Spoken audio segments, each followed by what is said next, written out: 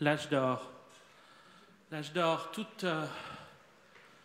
la culture populaire, depuis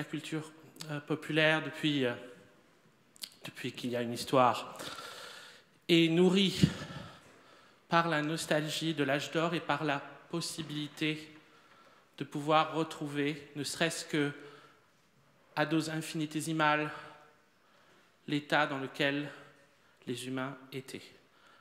L'âge d'or, bien sûr, c'est une époque antéhistorique. On ne peut pas la situer. Elle était là très très très longtemps. Mais on retrouve des traces de ça. Dès le début, dans tant de cultures différentes. On la trouve en Grèce, par exemple. On la trouve en Perse. On la trouve en Inde. On a beaucoup de poèmes, beaucoup de documents qui nous parlent de l'âge d'or. Par exemple, chez Ovide, dans les Métamorphoses, qu'est-ce qu'on dit sur l'âge d'or et sur l'état de l'humanité à l'époque, sans inégalité, sans hiérarchie, sans privation, sans division? Que dit Ovide? En l'absence de tout justicier, spontanément, sans loi, la bonne foi et l'honnêteté y étaient pratiquées. Le châtiment et la crainte étaient ignorés. On ne lisait pas sur les murs des menaces gravées dans le bronze. Et la foule suppliante des plaideurs ne tremblait pas devant le visage de son juge. Sans justicier, tous étaient en sécurité.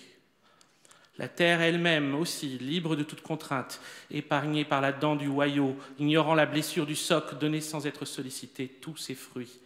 Satisfaits d'aliments produits sans nul effort, les hommes cueillaient les baies de l'arbousier et les fraises de la montagne, les mûres adhérant aux buissons épineux et les glands tombés de l'arbre touffu de Jupiter. Ça, c'est chez Ovide.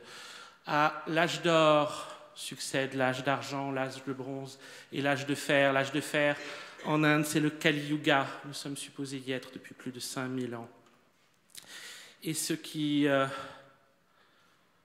inscrit notre parcours dans le Kali Yuga, ce qui marque notre trajet dans le Kali Yuga, c'est que tout le long, le carnavalesque, l'esprit du carnaval, l'univers carnavalesque était là pour nous rappeler à l'âge d'or. Et il y avait toutes ces fêtes, les Saturnales, et ensuite au Moyen-Âge, toutes les fêtes, la fête des fous,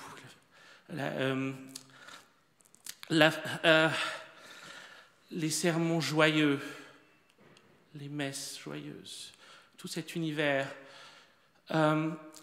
Michael Bakhtin parle de cet univers, le carnavalesque, qu'on a connu comme le moment où l'homme pouvait retrouver son être propre, originel. Il n'y avait pas de différence entre hommes et femmes, il n'y avait pas de différence entre riches et pauvres. Il n'y avait pas de différence entre le prêtre et le fou. Le moment du carnaval, c'est le moment de renversement de tous ces éléments-là. Et ce renversement-là nous permet de subir ce temps de tribulation qu'est le Kali Yuga. Mais bien sûr, progressivement, ces temps-là aussi ont disparu. Et à ce niveau-là, un film comme Freaks fonctionne comme une césure. Une césure pourquoi? Pour plusieurs raisons. Parce qu'il nous montre le temps que nous avons traversé. Et déjà, Freaks, en 1932, nous rappelle un siècle de freak shows. Robert Bogdan les date de 1840 à 1940, c'est pas faux. C'est simplifié, mais c'est pas faux. L'institutionnalisation du freak show,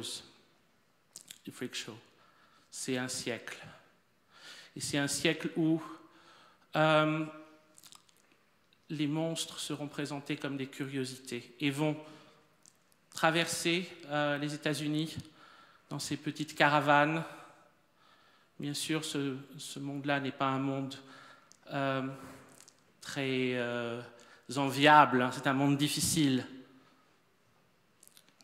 Mais il a aussi ses qualités propres. Et le film Freaks de Todd Browning, non seulement nous rappelle à ça, nous montre où on se situe, non seulement par rapport à un éloignement progressif du carnavalesque, parce que ce qui est important dans un film comme Freaks, c'est qu'il se situe, 1932, en amont de ce qui va être véritablement la grande transformation, la très grande transformation. Non seulement la disparition des freaks, mais d'une certaine façon, le spectacle se renverse et c'est nous qui sommes dans le show maintenant. La télévision et bientôt les reality shows.